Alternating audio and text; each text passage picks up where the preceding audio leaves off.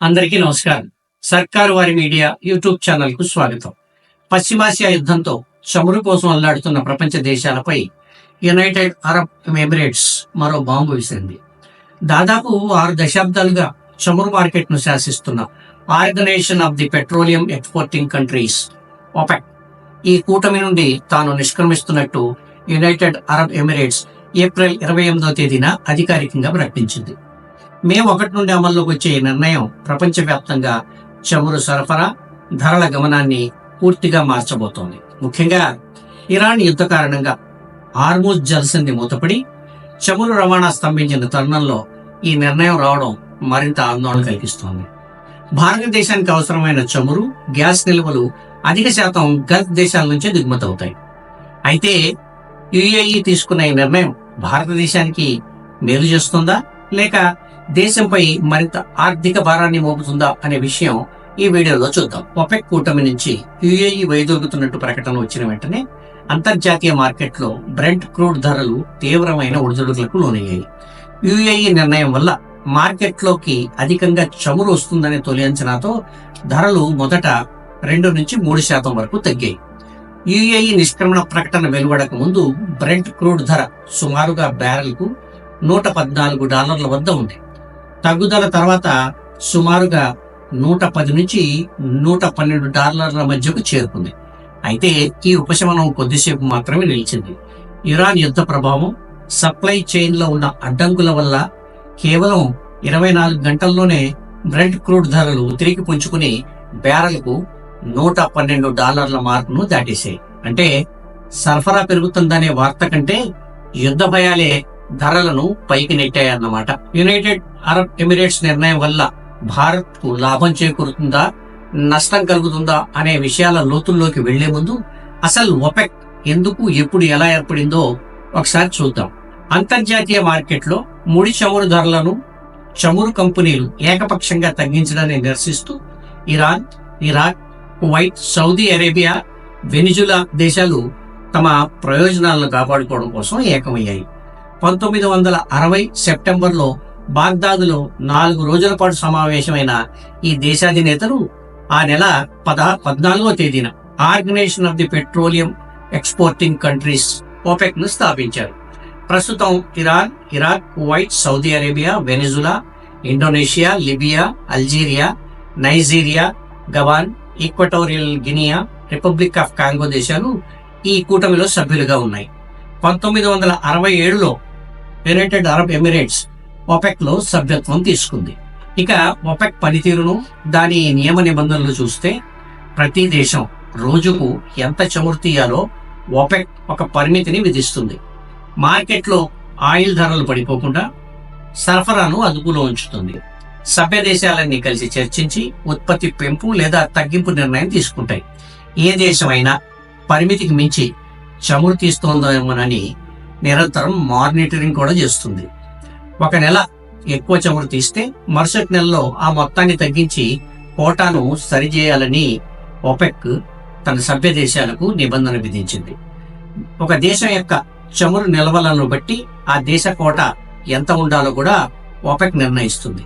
Market క్లిష్టంగా ఉన్నప్పుడు దేశాలు స్వచ్ఛందంగా ఉత్పత్తిని తగ్గించుకోవాలి. ప్రతి దేశం తన ఉత్పత్తిని, ఎగుమతుల వివరాలను ఎప్పటికప్పుడు ఈ ఒపెక్ కు తెలియజేస్తూ ఉండాలి.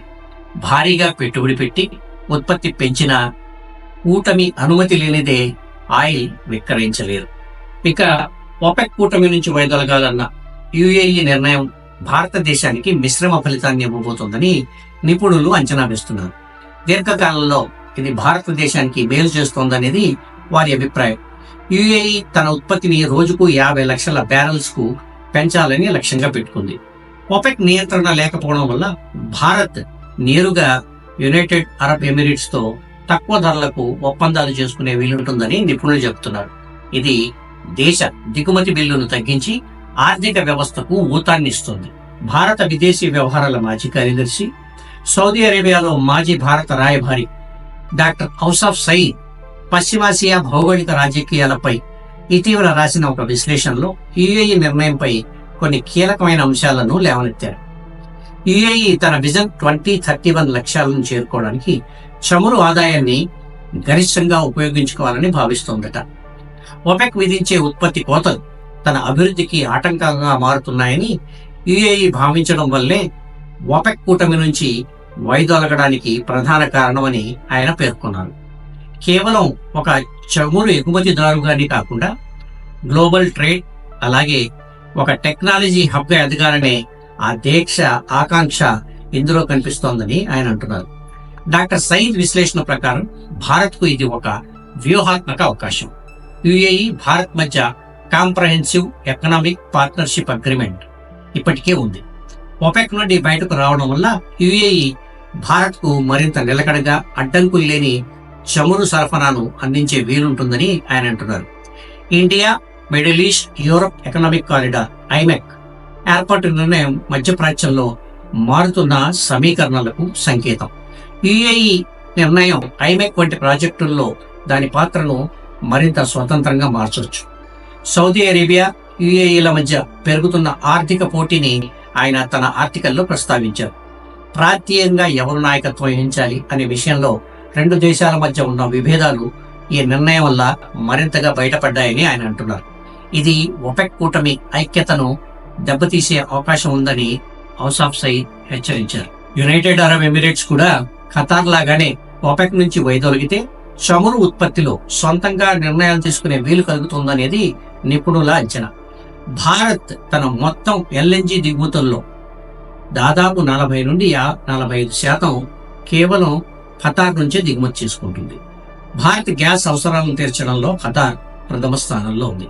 భారత్ ఖతార్ మధ్య ప్రధానమైన ఎల్ఎన్జి ఒప్పందాలు 1999, 2015లోనే కుదిరాయి.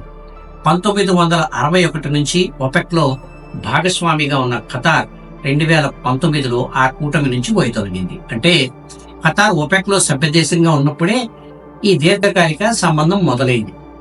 ఖతార్ ఒపెక్ నుండి బయటకు వచ్చిన తర్వాత ఫిబ్రవరి 2024లో భారత్ ఒక చారిత్రక ఒప్పందాన్ని కుదుర్చుకుంది. దీని ప్రకారం 2048 వరకు ఏటా 7.5 మిలియన్ టన్నుల ఎల్ఎన్జిని సరఫరా చేయడానికి ఖతార్ అంగీకరించింది. ఖతార్ ఒపెక్ నుండి బయటకు రావడం భారత్కు సానుకూల అంశం. ఒపెక్ నిబంధనలు కేవలం చమురు మీద మాత్రమే ఉంటాయి. గ్యాస్ మీద ఒపెక్కు ఎటువంటి నియంత్రణ లేదు. అయినప్పటికీ ఒపెక్ నుండి బయటకు రావడం వల్ల ఖతార్ తన ఇంధన వ్యూహాలను స్వతంత్రంగా నిర్ణయించుకునే వీలు కలిగింది. ఇక ప్రస్తుతానికి వస్తే యుద్ధ పరిస్థితుల వల్ల ధరలు ఎక్కువగా ఉండడం భారత్కు పెద్ద నష్టం. పెట్రోల్, డీజిల్ ధరలు పెరగడం వల్ల రవాణా ఖర్చులు పెరిగి ద్రవ్యోల్బణానికి దారితీసే అవకాశం ఉంది. యునైటెడ్ అరబ్ ఎమిరేట్స్ నిర్ణయం వల్ల ఒపెక్ కూటమి తన పట్టును కోల్పోతుంది. అటువంటి పరిస్థితి తలెత్తితే భవిష్యత్తులో చమురు ధరలు కేవలం ఉత్పత్తిపైనే కాకుండా దేశాల మధ్య ఉండే ద్వైపాక్షిక సంబంధాల మీద ఆధారపడి ఉంటాయి. యుద్ధ మేఘాలు తొలగి హార్మోజ్ జలసంధి పునరుద్ధరించబడితే యుఏఈ చమురు భారత్ లాంటి దేశాలకు గొప్ప వరంగా మారుతోంది. వీడియో నచ్చితే మీ మిత్రులకు షేర్ చేయండి. ఛానల్ను సబ్స్క్రైబ్ చేయడం మర్చిపోకండి. నో నాయిస్, ఓన్లీ వాయిస్ కోసం చూస్తూనే ఉండండి మీ సర్కారు వారి మీడియా. త్వరలోనే మరో టాపిక్తో కలుద్దాం. అంతవరకు అందరికీ సెలవు. ధన్యవాదాలు. జై హింద్.